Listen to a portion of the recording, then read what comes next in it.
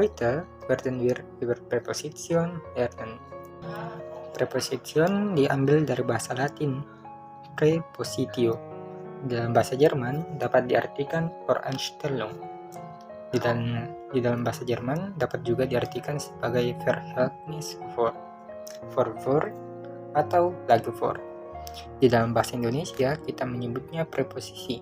Sebagai contoh, für, mit, an, von, in, wegen, zu, statt, ohne, bis.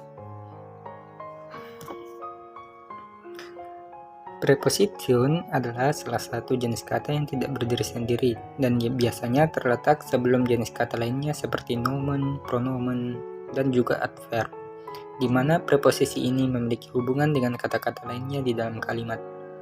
Dalam bahasa Jerman, kata benda yang mengikuti suatu preposisi tidak selalu dalam bentuk nominatif. Beberapa preposisi selalu diikuti oleh kasus akusatif, beberapa lagi diikuti oleh kasus datif, dan yang lainnya diikuti oleh kasus genitif. Ada pula yang diikuti oleh kasus akusatif dan datif. Berikut adalah preposisi yang menguasai kasus akusatif. Kata depan berikut ini selalu dipakai dengan kasus akusatif. Yang pertama, durch, artinya melalui, oleh, dengan. Contohnya, wir gehen durch die Zimmer. Kami berjalan melalui kamar-kamar. Er wurde durch einen Schuss getötet. Ia dibunuh dengan satu tembakan. Preposisi akusatif yang kedua adalah entlang, yang berarti sepanjang. Preposisi ini disusun di belakang objek akusatif. Contohnya, wir gehen die Straße entlang. Artinya kami berjalan sepanjang jalan itu.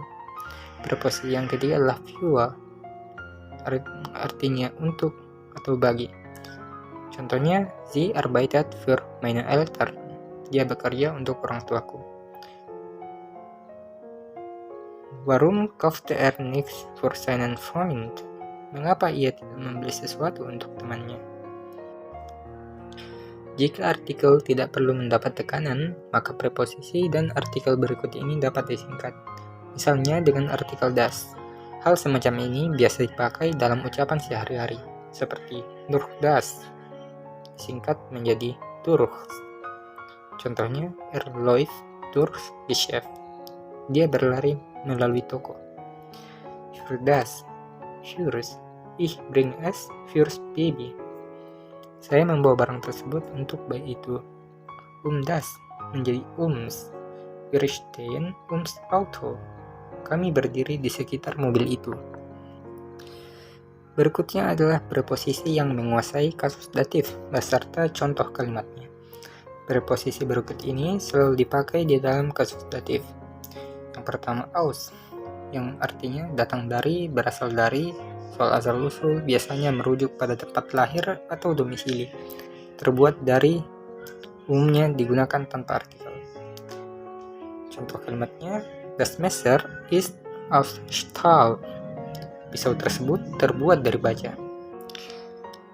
Außer, kecuali, selain atau di samping. Außer diesem Volkswagen besitze ich nichts. Saya tidak punya apa-apa selain mobil Volkswagen ini. Preposisi berikut ini disingkat dengan artikel tentu datif, kecuali jika artikel itu mendapat tekanan. Bei plus dem menjadi bei. Contohnya, ich bin beim Doktor. Saya berada di ruang dokter. Von plus dem menjadi vom. Contohnya, kommt er schon vom Kino? Apakah dia sudah tiba dari bioskop? Zu plus dem menjadi zum. Contohnya, wir gehen zum Museum. Kami pergi ke museum. Zu plus der menjadi zur. Warum fährt er zur Schule? Mengapa ia pergi dengan mobil ke sekolah? Yang terakhir adalah preposisi yang menguasai kasus genitif beserta contoh kalimatnya. Preposisi berikut ini selalu diikuti oleh kasus genitif. Yang pertama, anstatt, sebagai ganti atau menggantikan. Anstatt seiner Schwester ist seine Tante. tantenya datang menggantikan saudarinya. Yang kedua ada Außerhalb, yang artinya di luar. Contohnya di Kinderspielen außerhalb des Gartens. Anak-anak itu sedang bermain di luar kebun. Ketiga, Innerhalb, di dalam. Innerhalb dieser Mauern stehen die Ruinen. Di dalam tembok-tembok ini terdapat reruntuhan.